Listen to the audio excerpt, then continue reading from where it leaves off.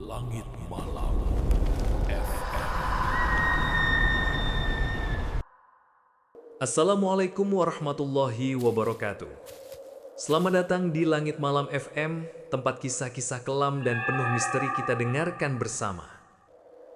Malam ini, aku akan membawakan sebuah kisah yang berasal dari pedalaman Kalimantan. Sebuah cerita tentang sekelompok pekerja tambang liar yang tanpa mereka sadari telah melanggar batas terlarang. Kisah ini berjudul Penunggu Hutan Kalimantan. Tapi sebelum kita mulai, jangan lupa untuk klik tombol like, subscribe, dan aktifkan lonceng notifikasi agar kalian tidak ketinggalan kisah-kisah horor selanjutnya. Cerita ini terjadi sekitar tahun 2015 di sebuah desa kecil di Kalimantan Timur. Desa itu tidak jauh dari hutan rimba yang luas, penuh pepohonan tinggi menjulang, hutan yang katanya menyimpan banyak misteri. Namanya Bayu, seorang pria berusia 28 tahun. Ia datang dari Jawa, merantau ke Kalimantan demi mencari nafkah di tambang batubara ilegal. Bayu tidak datang sendirian. Ia bekerja bersama 3 temannya. Rian yang cerewet dan suka bercanda, Dika sosok pendiam tapi pemberani, Anto paling tua, sering dianggap pemimpin kelompok kecil mereka. Malam itu, mereka baru saja tiba di dekat area hutan. Rencananya besok mereka akan mulai bekerja, menebang pohon, membuat jalur, lalu membuka galian. Suasana awal terlihat biasa. Suara jangkrik bersahutan, cahaya bulan setengah menerangi jalan setapak, tapi Bayu merasakan ada sesuatu yang berbeda. Hutan itu terlalu sunyi. Tidak ada suara burung malam, tidak ada serangga lain, hanya angin dingin yang menusuk kulit. Kenapa sepi banget ya? Biasanya kalau di hutan gini rame suara binatang, bisik Bayu. Anto tertawa kecil mencoba mengusir rasa takut. Kamu aja yang kebanyakan nonton acara horor. Udahlah, tidur. Besok kita kerja. Namun Bayu tidak bisa memejamkan mata dengan mudah. Dari kejauhan, ia sempat melihat bayangan tinggi hitam di antara pepohonan, berdiri diam seolah mengamati mereka. Ketika ia berkedip, bayangan itu lenyap. Bayu menghela nafas, meyakinkan dirinya bahwa itu hanya ilusi kelelahan. Tapi entah kenapa, perasaan tidak enak itu tidak hilang. Meskipun begitu, Bayu tetap memejamkan matanya. Keesokan paginya, sinar matahari menembus celah pepohonan. Udara lembab khas hutan Kalimantan membuat nafas mereka terasa berat. Bayu terbangun lebih dulu, lalu memperhatikan sekeliling. Hutan yang semalam terasa mencekam, kini tampak hijau dan subur. Seolah tidak ada yang aneh. Namun, saat ia menatap pohon-pohon tinggi itu, ada satu pohon yang menarik perhatiannya. Pohon besar dengan batang hitam berlumut, akar menjalar seperti urat nadi, dan ranting menjulang ke langit. Pohon itu tampak berbeda, seakan lebih tua dari pepohonan lain. Bayu, ayo bantuin bikin jalur. Kita mau tebang dari sana, panggil Anto sambil menunjuk arah pohon besar itu. Bayu terdiam sejenak. Bang, kita yakin mau tebang yang itu? Kayak ada yang jaga ya? Rian tertawa keras. Halah, paling kamu masih kebawa mimpi semalam. Lihat pohon aja takut. Dika, yang sejak tadi diam, hanya melirik sebentar. Kalau aku sih agak melinding juga. Pohon itu beda auranya. Anto mengibaskan tangan. Udah, jangan banyak mikir. Kita di sini kerja, bukan nyari cerita mistis. Cepet. Mereka pun mulai bekerja. Suara gergaji mesin meraung, memotong batang-batang pohon di sekitar jalur. Bau kayu segar bercampur tanah lembab memenuhi udara. Namun setiap kali gergaji mendekati pohon besar itu, mesinnya selalu mendadak mati. Brengsek, kenapa mesinnya ngadat? Gerutu Rian sambil mencoba menarik tuas. Bayu merasakan bulu kudutnya berdiri. Udara di sekitar pohon itu terasa dingin, jauh lebih dingin dari udara hutan lain. Dia bisa mencium bau menyengat seperti rambut terbakar. Suara lirih terdengar, samar, seperti bisikan. Pulang, Pergi dari sini. Bayu tersentak. Ia menoleh ke arah teman-temannya, tapi mereka seolah tidak mendengar apa-apa. Kalian gak dengar apa-apa barusan? Tanya Bayu dengan suara bergetar. Rian menghentikan usahanya mengutak-atik mesin, menatap Bayu heran. Apaan? Jangan bikin gue takut weh. Anto mendengus. Bayu, jangan halu. Fokus kerja aja. Tiba-tiba dari arah pohon besar terdengar suara keras. Dug. Seperti sesuatu menghantam tanah dengan sangat berat. Mereka semua terdiam, menatap ke arah sumber suara. Tanah bergetar halus. Daun-daun berguguran tanpa angin. Bang, gua rasa ada sesuatu di situ, bisik Dika lirih. Anto mencoba terlihat berani, tapi wajahnya memucat. Mungkin hewan besar. Namun saat mereka menatap ke arah pohon, samar-samar tampak siluet hitam tinggi. Tubuhnya menjulang, hampir menyatu dengan batang pohon. Matanya merah menyala, menatap mereka. Bayu mundur setapak, jantungnya berdetak keras. Bang, kita harus cabut, sekarang juga. Rian berusaha tertawa, tapi suaranya gemetar. Itu apaan sih? Orang. Sosok itu tidak bergerak, hanya berdiri memandangi mereka. Tapi dari tubuhnya terdengar suara nafas berat seperti desahan binatang buas. Udara menjadi semakin pekat, dan bau anyir tercium, mirip darah yang sudah lama mengering. Bayu merasa tubuhnya lemas, sementara bisikan itu kembali terdengar jelas di telinganya. Kalian sudah melanggar batas. Malam kembali tiba. Hutan Kalimantan perlahan ditelan kegelapan. Cahaya bulan separuh bersembunyi di balik awan, menyisakan suasana suram. Bayu duduk di dekat api unggun kecil, memandangi bara yang berkilat-kilat. Seharian ia masih kepikiran sosok hitam yang muncul di dekat pohon keramat tadi. Rian mencoba mencairkan suasana dengan gurauan. Besok gue bawa kemenyan aja kali, biar pohon itu nurut. Tawa kecil terdengar, tapi kaku. Dika hanya menghela napas. Jangan sembarangan ngomong, Yan. Gue ngerasa ada yang ngikutin kita. Anto langsung menatap tajam. Cukup, gue nggak mau ada yang ngomong macam-macam. Kita di sini kerja, jangan bawa sugesti aneh-aneh. Namun seolah menertawakan ucapan Anto, dari dalam hutan terdengar bunyi ranting patah. Krak, krak. Mereka semua terdiam. Api unggun berderak pelan, tapi suara itu semakin jelas, seperti langkah kaki berat mendekat perlahan. Bang, itu bukan suara binatang, bisik Bayu, wajahnya pucat.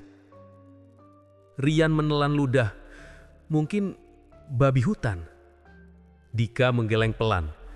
Enggak, gue udah sering dengar suara babi hutan. Ini lain. Suara langkah berhenti tiba-tiba. Sunyi mencekam menyelimuti mereka. Yang terdengar hanya detak jantung masing-masing. Lalu, angin dingin berhembus kuat, membuat api unggun bergetar dan hampir padam. Bersamaan dengan itu, terdengar suara berat. Bukan manusia, bukan hewan.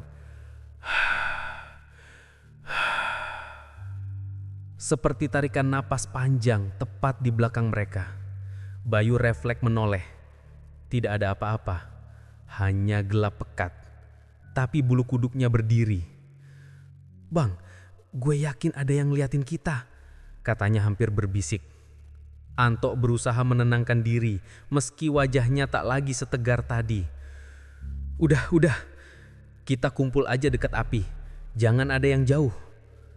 Tiba-tiba, suara teriakan keras terdengar dari arah pohon besar yang siang tadi ingin mereka tebang. Teriakan itu panjang, melengking, tapi juga berat, seperti berasal dari tenggorokan yang bukan manusia. Rian langsung menutup telinganya. Astaga, gue gak tahan, itu apaan? Api unggun padam seketika, meninggalkan mereka dalam kegelapan total. Dalam kegelapan itu, Bayu merasakan sesuatu melintas cepat di belakangnya. Angin dingin menampar wajahnya, lalu terdengar bisikan lagi, kali ini jauh lebih jelas. Pergi, sebelum semuanya mati. Bayu terengah, matanya mencari sumber suara, tapi yang ia lihat hanya dua cahaya merah, berkilat seperti mata binatang, menatap mereka dari dalam kegelapan. Anto segera berdiri, suaranya gemetar. Kita besok pulang. Gue nggak peduli soal kerjaan, ada yang nggak beres di sini. Namun belum sempat mereka berdiskusi lebih lanjut, Rian menjerit kencang. Ada yang narik kaki gue. Mereka semua panik. Dalam cahaya senter yang goyah, terlihat jelas kaki Rian ditarik oleh tangan hitam besar keluar dari lingkaran. Tangannya penuh kuku panjang, seperti akar pohon hidup. "Cepat tarik dia!" teriak Bayu. Mereka bertiga berusaha menarik tubuh Rian, sementara suara tawa lirih terdengar dari dalam hutan. Tawa itu bergema, rendah, berat, dan penuh kebencian.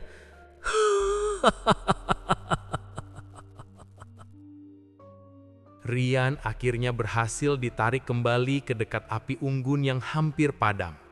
Nafasnya terengah, matanya melotot seperti orang ketakutan setengah mati.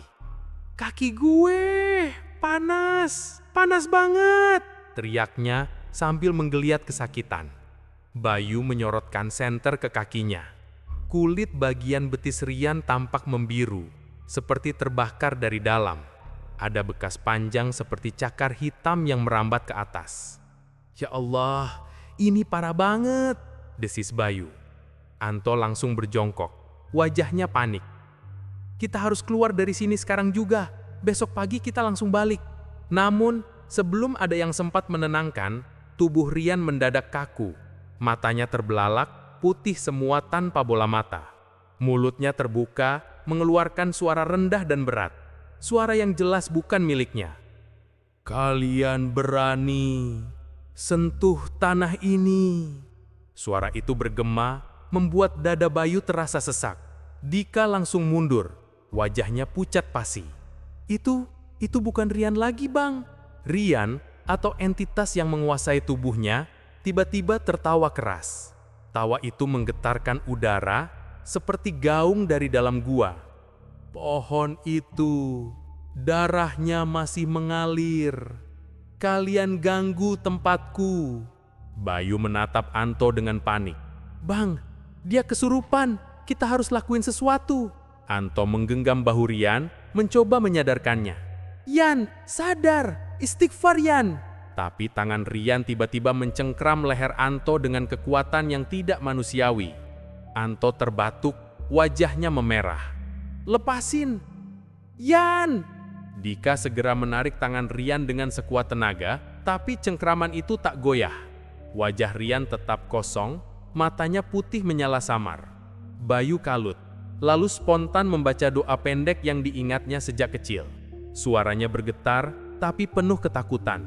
"Bismillahirrahmanirrahim, ayat kursi." Begitu kalimat doa keluar dari mulut Bayu, tubuh Rian mendadak tersentak keras. Ia melepaskan cengkraman pada Anto, lalu jatuh ke tanah sambil menjerit panjang. Suara jeritan itu bukan hanya milik Rian, tapi seperti gabungan dari banyak suara sekaligus. Laki-laki, perempuan, tua, muda, semuanya bercampur jadi satu. Api unggun yang tadinya padam, tiba-tiba menyala lagi, seolah ada yang meniupkan kehidupan ke dalamnya. Dalam cahaya api itu, mereka semua melihatnya. Sosok hitam raksasa berdiri di balik pohon besar. Tubuhnya tinggi menjulang, hampir menyentuh pucuk pohon. Kulitnya seperti arang, berasap tipis. Wajahnya samar, tapi dua matanya merah menyala terang. Sosok itu mengangkat tangan panjangnya, menunjuk ke arah mereka. "Pergi! Atau mati di sini." Bayu merasakan seluruh tubuhnya gemetar hebat. Anto terengah, sementara Dika hanya bisa mematung. Rian terletak di tanah, tubuhnya masih kejang-kejang, matanya berkedip liar. Dari mulutnya keluar darah hitam pekat, menetes ke tanah. Begitu darah itu jatuh, akar-akar kecil tiba-tiba tumbuh cepat, menjalar seperti ingin membelit tubuhnya. "Bang, kalau kita nggak pergi sekarang, kita semua bakal mati." Suara Bayu serak, nyaris menangis. Anto mengangguk, wajahnya penuh ketakutan. "Oke, begitu pagi kita cabut. jangan ada yang bilang apa-apa lagi malam ini. Namun dalam hati mereka tahu, malam itu masih panjang dan penunggu hitam belum selesai dengan mereka. Malam semakin larut. Udara hutan yang tadinya hanya dingin, kini terasa membekukan. Api unggun sudah padam total, menyisakan asap tipis yang cepat hilang ditelan angin. Bayu duduk merapat ke tanah, menggenggam lututnya erat. Jantungnya berdetak kencang, setiap detik terasa seperti bom waktu yang siap meledak. Rian masih tergeletak. Tubuhnya tak lagi kejang, tapi wajahnya tampak pucat kebiruan. Sesekali bibirnya bergetar, menggumam kata-kata aneh yang tidak dimengerti siapapun. Anto menatap kosong ke tanah.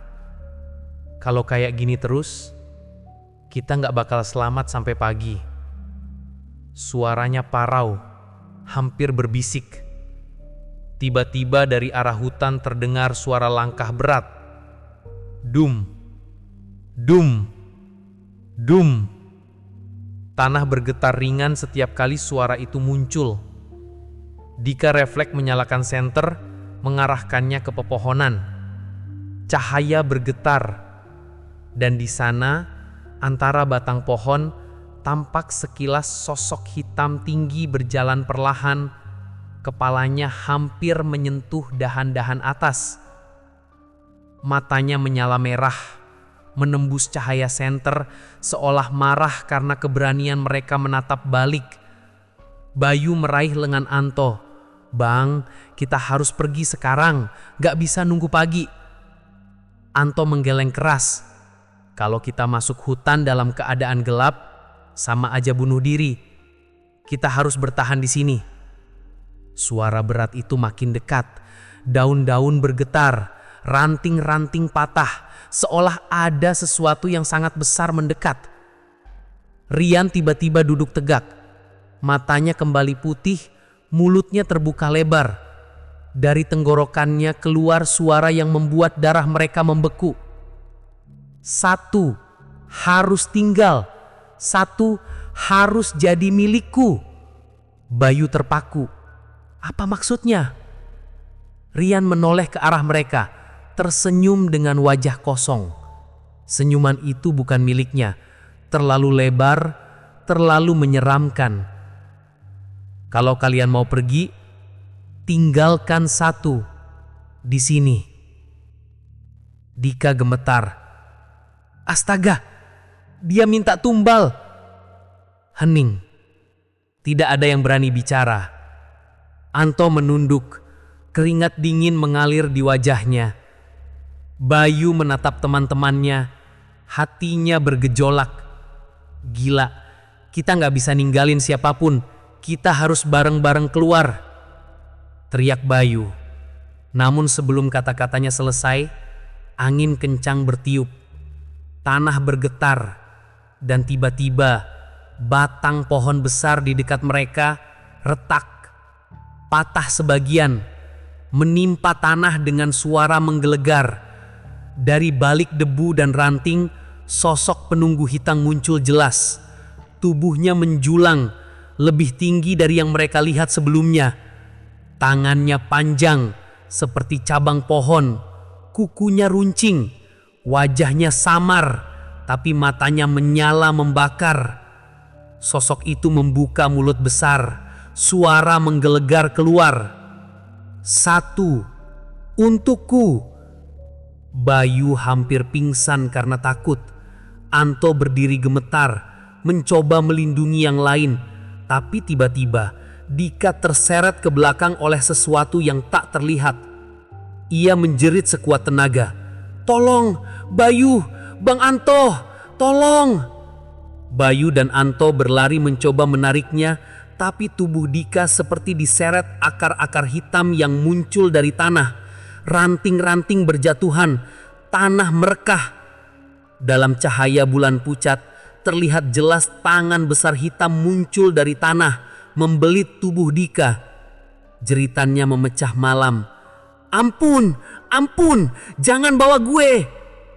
Lalu, sekejap, tubuhnya ditarik masuk ke dalam tanah, menghilang tanpa jejak.